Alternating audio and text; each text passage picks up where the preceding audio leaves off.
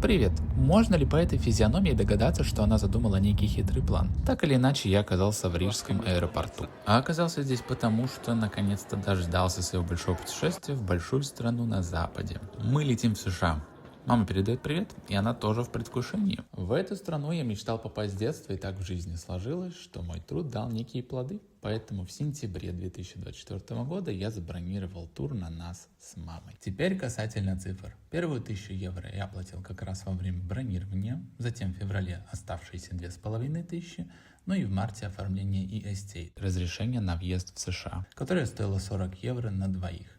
Оно оформляется на 2 года. Сейчас знаю, что это разрешение подорожало до $40 на одного человека. Именно перед тем, как лететь в этот большой трип, я умудрился простыть, а в день вылета я вовсе провел возле белого керамического постамента. По этой причине я мог много чего не снять. В начале путешествия я чувствовал себя как замерзшая муха. Никак. Но мне надо было добраться до моей мечты с детства. Я не имел права себя предавать.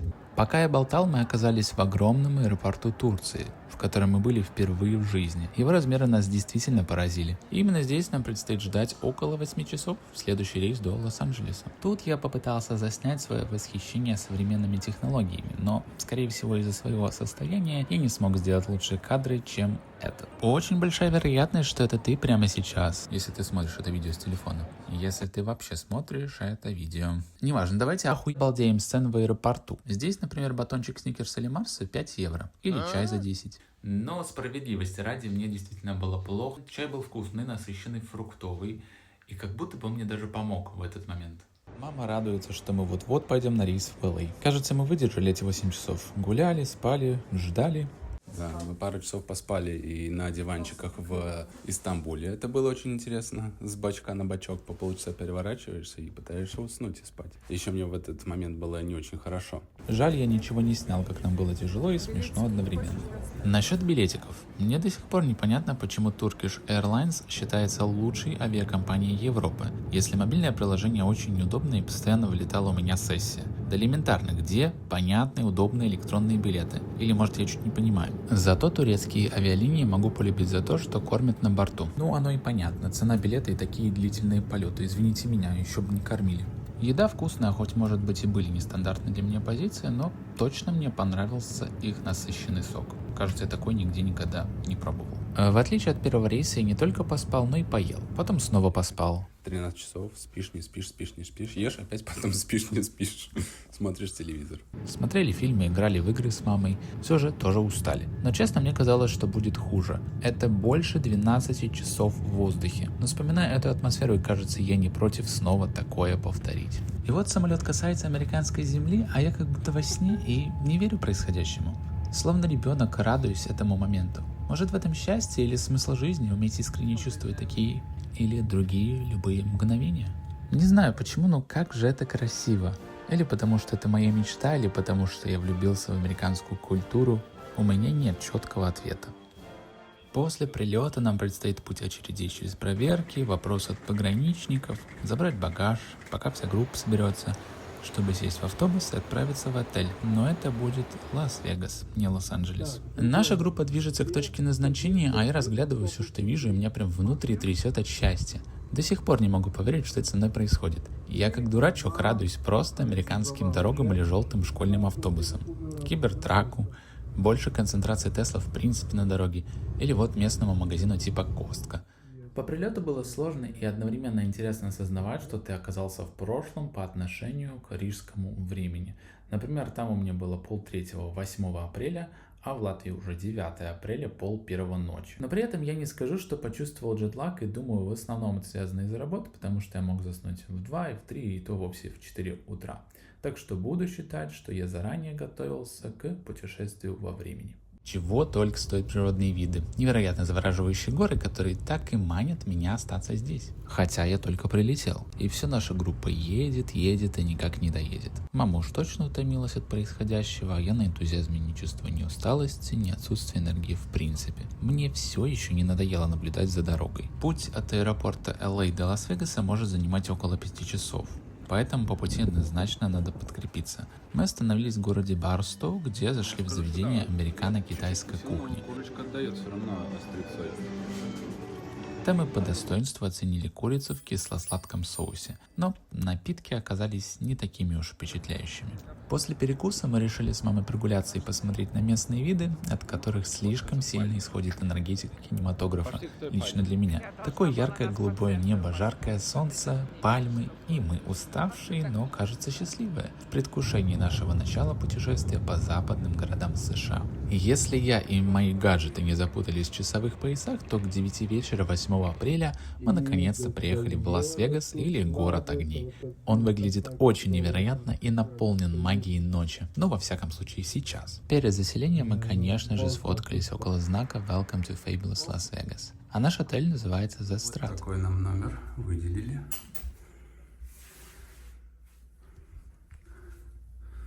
Ну, ты, скорее всего, попадешь в чуть кадр. Помимо номеров и казино, тут есть свой набор разнообразных развлечений, в том числе экстремальный спуск с вышки. Но к вышке я еще обязательно вернусь и покажу невероятные кадры, а внизу уже можно наблюдать контрасты окраины туристического города со своей характерной местной флорой и фауной. А мы с частью группы и гидом после короткой передышки отправились на обзорную вечернюю прогулку, чтобы дойти до местного магазинчика Walgreens. Я только во время монтажа узнал, что это изначально аптечная сеть, после чего уже подобие продуктового магазина на каждый день. Тут нам гид показал, где можно купить сувениры, а вот это место даже в Лас-Вегасе все равно напоминает нам о нашем доме в Латвии. Хоть и цены за галлон, хоть они уже совсем другие, но это другая история. Сделал кофе. Мы вчера с ним игрались очень весело. Но благо мы с ним разобрались. Сухие сливки, сахар, сахарозаменитель даже есть. Купили водичку. Вот такие йогурты. Тоже маффины типа химозные, скорее всего. Себе такие таблеточки купил для своего прекрасного голоса и кашля. Комплект для бутербродов. Модель чуть меньше $20. Налог был 9%, как я понял по чеку. Это где-то 40 центов. Нет, тут одна розетка. И там вот розетка была еще. Хочет погладиться. Я всунула? Подожди, стой. Да, в США другие розетки. Я детально не объяснил, мама не перепроверила и вставила вилку в разъем USB-A. Я не среагировал быстро должным образом, меня эта ситуация в целом позабавила, благо ничего она не поломала. О, кстати, вот это интересно. Так, вот это не хочу показывать, но вот это вот конвертики, такие две карточки, это ключи от отеля. Прикольно, удобно. Это у нас, кстати, микрофончики будут, но это ресиверы, я понимаю. Для наушников мы будем ходить с гидом, и нам будет что-то рассказывать. Нюанс в том, что не всегда было хорошо слышно гиды, и эти девайсы мы взяли в аренду за 10-15 евро на человека. Темно тут, мне не нравится вот это здесь освещение. И, по-моему, еще включается по сенсору вот это освещение тут. Как бы нету никаких ламп, люстр. Темно, короче. Мама гладит мне маечку. Вот как-то что-то не греется. Ой. А что? А, он еще на двух проводах. А почему на двух проводах? Одним проводом к этой прикреплен. А второй провод электричества. Дмитрий, не тупи. Типа, чтобы не сперли? Ну, может и так. Наконец-то мы выходим из отеля и собираемся погрузиться в историю Лас-Вегаса. На видео можно увидеть одну из главных улиц Фримонт-стрит, где женщина, стоящая в вычерченном черном круге, пытается развлекать прохожих, чтобы заработать на жизнь. По местным правилам уличных артистов выходить за пределы этого круга ей нельзя. Именно так власти города регулируют работу перформеров, чтобы они не мешали потоку людей. Мы же с мамой тем временем продолжаем наслаждаться происходящим вокруг. А вот и стелла Блэкджека прямо почти как на моей бывшей работе. Здесь же можно увидеть знаменитый золотой самородок Hand of Faith. Весом около 27 килограмм, один из крупнейших сохранившихся самородков в мире. На сегодняшний день его стоимость может превышать 3 миллиона евро. Но не стоит забывать, что это еще и историческая ценность, поэтому реальная цифра может быть значительно выше. Далее хочется отметить эффектность Vegas Neon Sky в виде навеса над самой улицей. Еще нам гид показал акул, которые плавают среди людей в огромном аквариуме. После чего мы снова и опять в очередном казино, где я решил поставить $1 на конные скачки. Не настоящие, конечно, но все же. Ничего не выиграл, а вот если бы поставил сайдбет, что можно было купить какую мороженку. На кадрах видно, как мы пытаемся попасть в секретный бар. Чтобы туда зайти, надо знать пароль, который меняется каждую неделю. Это здание музея Mob Museum, первое федеральное здание Лас-Вегаса, построенное в 1933 году. Это бывшая почта и федеральный суд, одно из старейших зданий города. В баре мы решили взять коктейль «Искусительница» и мясные шарики, или более понятные для нас котлеты с подсушенным белым хлебом. Заплатили больше 30-ки, плюс чаевые пару долларов. Говоря о долларах, вот наша с мамой совместная фотография с 1 миллионом зеленых бумажек. После перерыва мы отправились на экскурсию по ночному городу. Как раз на кадрах видно венецианский Лас-Вегас, где можно насладиться атмосферой искусственных каналов, гондол и огней, напоминающих настоящую Венецию. Расписной потолок выполнен в стиле фресок эпохи Ренессанса, а прямо через дорогу от дворцовой роскоши находится отель Treasure Island, где классика выступает пиратским сокровищем, неоновому стилю и неограниченному азарту Вегаса. Продолжаем бродить по стрипу и созерцать энергетику отражающегося неона со всех зданий. Опять меня потеряла? Чуть-чуть. По-крупному потеряться можно в величественном Древнем Риме или Caesar's Palace, где, например, снимали такие фильмы, как «Железный человек» или «Мальчишник в Вегасе». И еще я тут нашел себе компаньона в виде крылатого пегаса, Наверное, я тоже на него похож. который по мифам выбивал из скал источники вдохновения для поэтов. Теперь же замечаю парижский вайб. Эйфелеву башню, воздушный шар в стиле первых аэростатов 18 века, а у правого края неоновую так называемую маркизу отеля Белладжио. Этот отель открылся в 1998 году, как раз в год моего рождения, одновременно запустив бесплатное шоу фонтанов, на постройку которых ушло около 40 миллионов долларов. Полное ощущение, что мы очутились в стране чудес или оказались на выставке The Birds and the Bees в том самом отеле Белладжио. Эти инсталляции сезонные, и декорации меняются 5 раз в год. Одна из них обязательно приурочена к лунному Новому году. В этом же отеле находится шоколадный фонтан, попавший в книгу рекордов Гиннесса как крупнейший в мире. В этой конструкции циркулирует около 2 тонн горячего шоколада. Ну или примерно 2000 вот таких вот собачек. Невероятно магическая конструкция или сфера, или музыкальная и развлекательная арена, где может поместиться до 20 тысяч зрителей. К сожалению, на камеру не передать то, как она выглядит вживую. И я боюсь представить, какие ощущения внутри этого помещения. Как думаете, сколько стоит кофе? Карамельный макиато, самый маленький. Куплено прямо тут в отеле. Возможно, еще из-за этого наценка. 10 апреля уже в 8 часов утра мы выехали в сторону Гранд-Каньона и добрались до места после 10. На красном вертолете можно полетать и приземлиться на дно каньона, но, к сожалению, по программе у нас другие планы. В другой раз хотелось бы попробовать такой экспириенс. В этот раз мы садимся в автобус, чтобы добраться до смотровой площадки Skywalk, который, я бы сказал, напоминает балкон в форме подкова, а стеклянный пол над пропастью каньона позволяет видеть дно скалистой местности. На входе необходимо было сдать все свои вещи в камеру хранения и после надеть специальные бахилы. Также мы не отказались от нескольких фото. Минусы такого экспириенса — долгие очереди и высокие цены за каждую дополнительную услугу. Хочу заверить, что моя камера не передаст ничего по сравнению с тем, чтобы увидеть это место вживую. Насколько же природа величественна и необъятна, а человек ограничен в своих ресурсах и возможностях? Или это вопрос времени? Как тебе? Отлично. Если бы Дима не хулиганил еще. Ну как красиво. Следующее разочарование в Гуана-Пойнт, так это невкусный столовский обед за $25 человека. Хотя на всей территории есть разные заведения, но из-за ограниченного времени мы выбрали ближайший вариант. Хочется верить, что в других местах кормят вкуснее. Тем временем мы проезжаем рядом с плотиной Говера, на которую мы, к сожалению, не попадаем из-за программы тура. Но зато у нас есть возможность увидеть фламинго, и сейчас я не только про отель, но и розовую птицу заката. Помимо этого и других обитателей Flamingo Wildlife Habitat. В этот же день решили подняться на самый верх нашего отеля, The Tower. Благо нам гид дал скидочные купоны. Вечерние и ночные виды — это совершенно разные оттенки Вегаса. Лучше увидеть это дважды. Но, к сожалению, мы поздно узнали, что можно было выйти и на открытую площадку, так что возможность уже упущена. В другой раз. Утро 11 апреля начинается с поездки в долину огня или Valley of Fire State Park, где мы на своем пути в визит-центре встретили дальнего потомка маминой собаки. Какой масенький, да? Ладно, шучу, это карликовая лиса, но очень похожая на альфу. Также впервые в жизни я видел бурундука и долинного барана. Ящерицу я, конечно, видел и до этого, но местный вид, думаю, отличается. На кадрах можно видеть Balancing Rock. Подобные камни разбросаны по всему миру. Они выглядят так, будто могут упасть в любой момент, но уже тысячи лет выдерживают испытания временем. Интересно, сколько еще продержится баланс этого артефакта пустыни? Вот я себя чувствую как в Дюне. Снова красный муравей. Классно? Офигенно.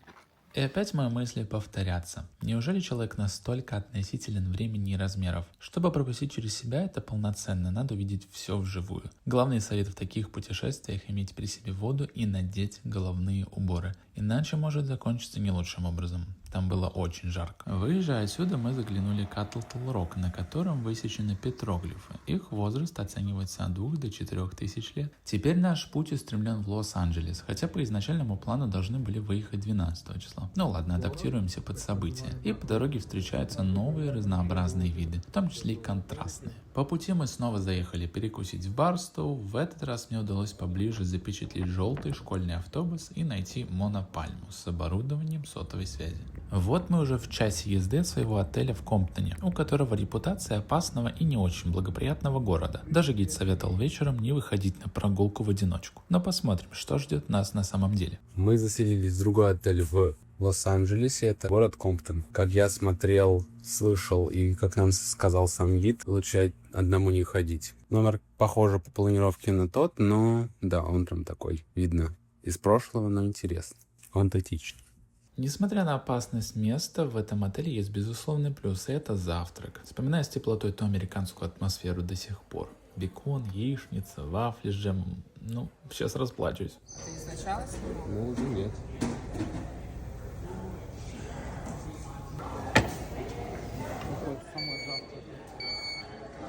Просто вафельницу нужно было перевернуть. А мы отвлекаемся на шуструю белку.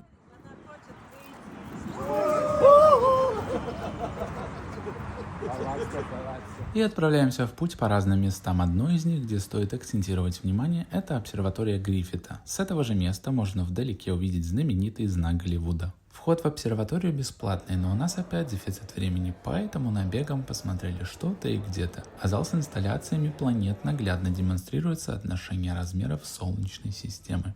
Затем побродили по аллее славы, зашли в Dolby Theater. По бокам на колоннах можно увидеть названия всех фильмов, получивших Оскар в номинации «Лучший фильм года». В свободное время мы решили походить по магазинам, купить сувениры и прочее. Конечно, как без фоточек на памяти, примерки кепочек. После того, как я нафоткался с флагом США, мы держим путь в отеле, прыгаем по петлям времени, попадая в 13 число на завтрак. Мы сделали себе вафлю. Затем в путь до Беверли-Хиллз. На пути встречаемся с роботом-доставщиком, массивным сайбертраком, такси без водителя компании Waymo и, безусловно, запахом роскоши вокруг. Санта-Моника познакомила меня с холодным Тихим океаном. По кадрам видно, насколько я сильно рад этой встрече. Также понаблюдали за смешными обитателями его побережья. Американский бургер из Макдональдса. Отличается от латвийского? После чего пошли гулять по улочкам, и мама увидела элегантного чернокожего мужчину в белоснежном костюме. Она захотела к нему подойти сфоткаться. Ну и джекпотом для меня стала случайная встреча с шоурумом Tesla, где я смог примерить на себя образ водителя такого несуразного агрегата. Завершением сегодняшнего дня была прогулка по каналам Венец, построенным в 1905 году, и мимолетное знакомство с Tesla по имени Нутелла. 14 числа мы поехали в направлении к Сан-Диего, но заскочили в гости к тюленям в Ла-Хойя. Прямо тут мы получили уведомление о землетрясении.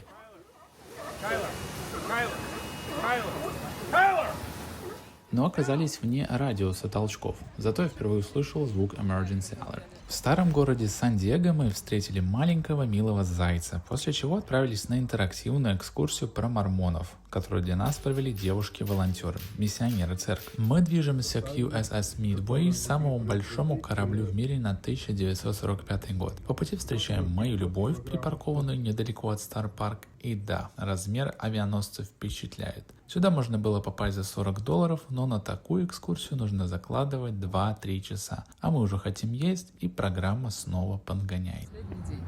Все, кайфуй. Я кайфую.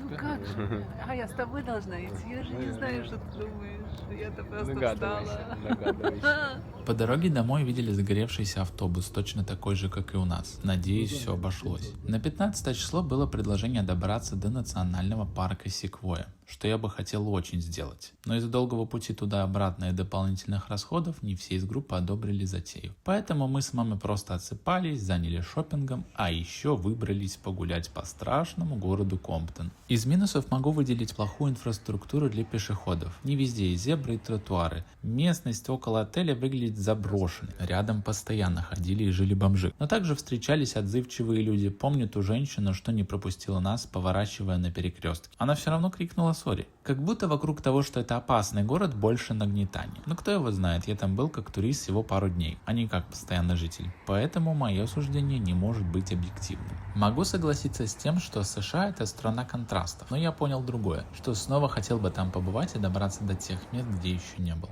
Ну, можно сказать, что сегодня последний Большая день. Америка, да. Да, goodbye, Америка. Наш неблагополучный район, но в нем есть тоже какая-то своя фишечка. Отель снял? Наш отель. Идем, сейчас пойдем кушать. И печалька. Мы уже грустим. Да, быстро. Кажется, там я словил свою волну или энергию равновесия, внутренней гармонии. Может быть, это просто эффект отпуска и факт исполнения мечты, не знаю. За время пребывания в США я впервые столкнулся с американскими инструкциями для пешеходов на светофоре. Ведь это не просто зеленый и красный, а иди, не начинай идти, не иди. Ценю знаки об уважении зон только для пешеходов, без велосипедов, самокатов и прочего, что может тебя сбить. Или no smoking zones, это мой самый любимый знак. Хотя про альтернативные способы дымить не написано, но это уже другая история. Это, конечно, махина. Подводя общие итоги цифр, могу заключить следующее, что на такой трип с туром нужно около 5-6 тысяч евро на 2 человек. У нас получилось прикупить чуть-чуть одежды, обуви, новый чемодан, сувениры, гостинцы, при этом часть обмененных долларов осталась на следующее путешествие. Хочу сказать большое спасибо каждому, кто прошел этот путь вместе со мной, и буду очень признателен, если вы поддержите мои старания и будущие проекты через Buy Me a Coffee.